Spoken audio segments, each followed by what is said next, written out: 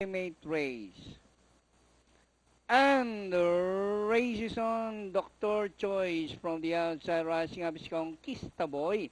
Conquista Boy, Ideal View is running by the rally is Lucky Lorky. In between runners, Real Excel alongside is Gray Magic and Dr. Choice. Conquista Boy, Ideal View, Real Excellent is watching in third alongside Gray Magic. Dr. Choi, second last, and Lucky Lorky. Inside the last 700, Ideal View Conquista Boy fighting it out for the lead. Then here comes Real Excellent together with Gray Magic. And rounding the far turn, Conquista Boy regains the lead.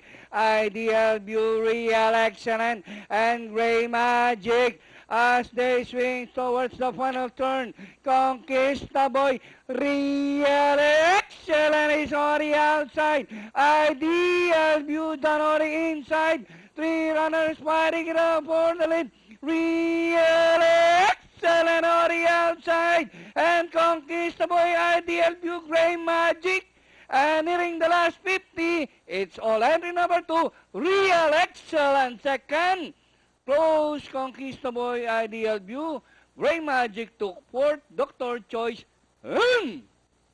Lucky Lord.